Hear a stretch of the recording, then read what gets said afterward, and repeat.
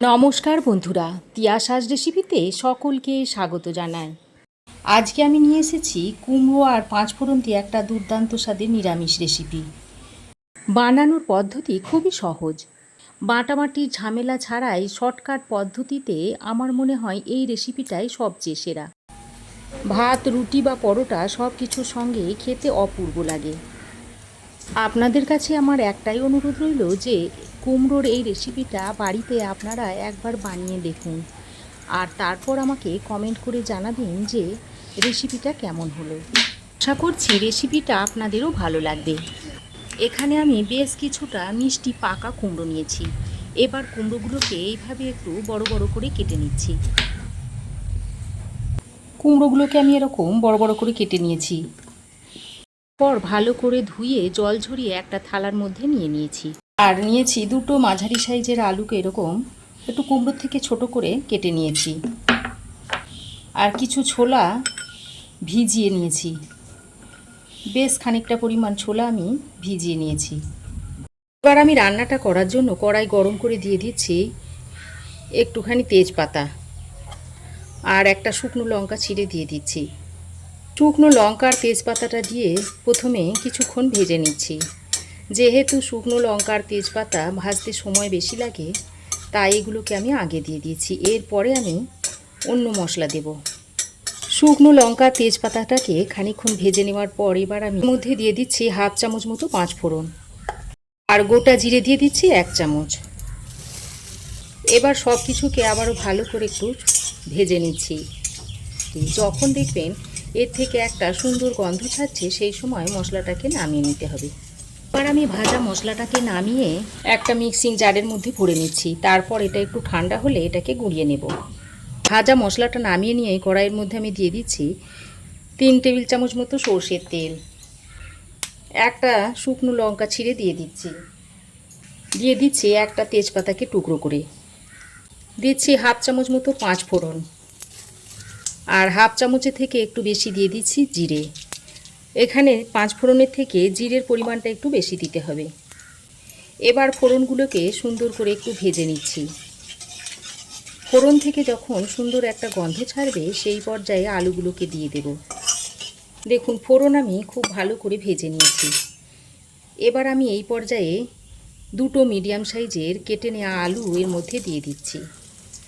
আলুটা দেওয়ার পরে আমি 1 চিমটি মতো হিং দিয়ে দিচ্ছি। যেহেতু এটা নিরামিষ তরকারি, তাই হিংটা দিলে খেতে বেশ ভালো লাগবে। আর আলুটা দেওয়ার পর আমি এখানে হিংটা দিচ্ছি, কারণ হিংটা দেওয়ার পর যদি হিং পুড়ে যায় তাহলে তরকারিটা খেতে ভালো লাগবে না। তাই আলুটা দেওয়ার পর আমি হিংটা এখানে দিয়ে দিলাম। আলু কিছুক্ষণ ভেজে নেওয়ার পর এবার আমি এর মধ্যে কেটে রাখা কুমড়োগুলো দিয়ে দিচ্ছি। এবার আলু আর কুমড়োটাকে খুব ভালো করে ভেজে নিতে হবে। এখন আমি এখানে নুনের ব্যবহার করব না। এ সময় যদি নুন দেওয়া হয় তাহলে কুমড়ো থেকে বেশ খানিকটা জল বেরিয়ে যাবে আর কুমড়োটা ভালোভাবে ভাজা হবে না। তাই আমি নুনটাকে পরে দেব। প্রথমে আমি কুমড়োটাকে ভালো করে, আলু ও কুমড়োটা প্রথমে আমি ভালো করে ভেজে নেব, তারপর এখানে নুন দেব। আলু ও কুমড়োটাকে দেখুন বেশ খানিকক্ষণ নেড়ে চেড়ে আমি বেশ ভাজা ভাজা করে নিয়েছি। এবার আমি এর মধ্যে একটা কুচিয়ে নেওয়া টমেটো দিয়ে দিচ্ছি। তারপরে আমি এখানে নুনটা দিচ্ছি। নুনটা দিয়ে ভালো করে নেড়ে চেড়ে মিশিয়ে নিয়ে এবার আমি এখানে বেশ কিছুটা পরিমাণে ভিজিয়ে নেওয়া ছোলা দিয়ে দিচ্ছি। ছোলাটা দিয়ে আবারও মিশিয়ে নিচ্ছি। এবার যে মশলাটা গুঁড়িয়ে নিয়েছিলাম তার মধ্যে থেকে অল্প একটু এখানে দিয়ে দিচ্ছি। তারপর আবারও ভালো করে নেড়ে চেড়ে মিশিয়ে নিচ্ছি। ছোলাটা দিয়ে ভালো করে মিশিয়ে নেওয়ার পরে এবার এর মধ্যে দিয়ে দিচ্ছি হাফ চামচ মতো হলুদের গুঁড়ো, আর হাফ চামচের থেকে একটু কম দিয়ে দিচ্ছি লঙ্কার গুঁড়ো।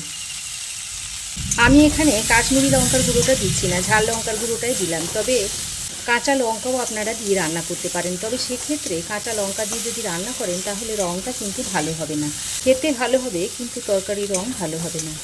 আর এখানে আমি শুধু হলুদ আর লঙ্কার গুঁড়ো দিলাম, আর কোনো মশলা আমি এখানে দেব না। দেখুন কুমড়ো আর আলুটা ভাজতে ভাজতে বেশ খানিকটা নরম হয়ে এসেছে।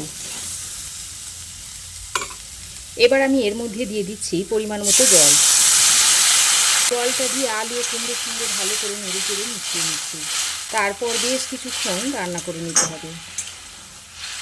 ওদিকে তরকারিটা হতে হতে এদিকে আমি ছোট্ট একটা প্যান বসিয়ে প্যানটাকে আমি খুব ভালোভাবে গরম করে নিয়েছি। এবার গ্যাসের ফ্লেমটাকে আমি বন্ধ করে দিচ্ছি। এবার গ্যাসের ফ্লেমটাকে বন্ধ করে ওই গরম প্যানের মধ্যে আমি বেশ খানিকটা কসুরি মেথি পাতা নিয়েছি, সেটা আমি এর মধ্যে দিয়ে দিচ্ছি। তারপরে এই গরম প্যানের মধ্যে একটু নেড়ে চেড়ে গরম করে নিচ্ছি। হালকা এভাবে একটু গরম করে নিলেই হবে। আর গ্যাস জ্বালিয়ে যদি এটা করেন তাহলে মেথি পাতাটা পুড়ে যাবে, তখন আর তরকারিটা খেতে ভালো লাগবে না। এদিকে দেখুন ততক্ষণে আলু ও কুমড়োটা ভালোভাবে রান্না হয়ে গেছে। দেখুন আলু খুব ভালোভাবে সেদ্ধ হয়ে গেছে আর কুমড়োগুলোও সেদ্ধ হয়ে গেছে। কুমড়ো আলুগুলো ভাজতে ভাজতে অর্ধেক সেদ্ধ হয়ে গেছিলো। আর এখানে জল দিয়ে রান্না করার জন্য আরও ভালোভাবে কুমড়ো আলুটা সেদ্ধ হয়ে গেছে।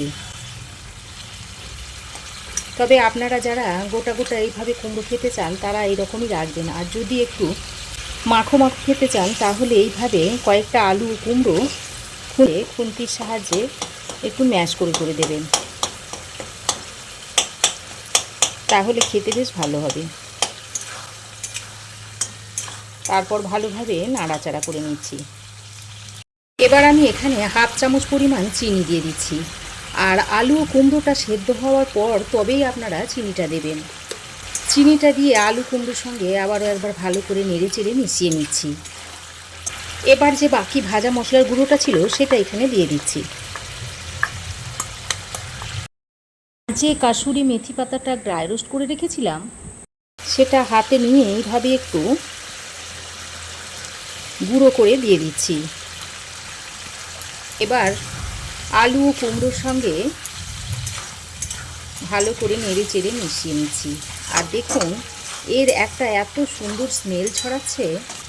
বন্ধুরা, আপনাদের কাছে আমার অনুরোধ রইল এইভাবে একবার আমার মতো করে কুমড়োর রেসিপিটা বানিয়ে খেয়ে দেখবেন। তারপর কমেন্ট করে জানাবেন যে আপনাদের কেমন লাগলো। আশা করছি আপনাদেরও খুব ভালো লাগবে।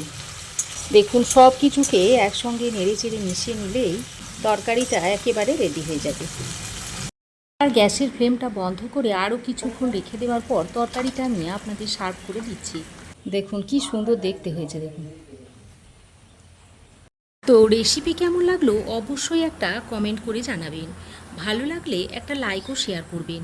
পাশে থাকা বেল আইকনটা অবশ্যই প্রেস করবেন। আর আমার চ্যানেলে নতুন বন্ধু হয়ে থাকলে প্লিজ চ্যানেলটা সাবস্ক্রাইব করার অনুরোধ রইল। আজ এ পর্যন্তই। আবার দেখা হবে নতুন কোনো রেসিপি নিয়ে নেক্সট এপিসোডে। সে পর্যন্ত ভালো থাকবেন, সুস্থ থাকবেন। ধন্যবাদ।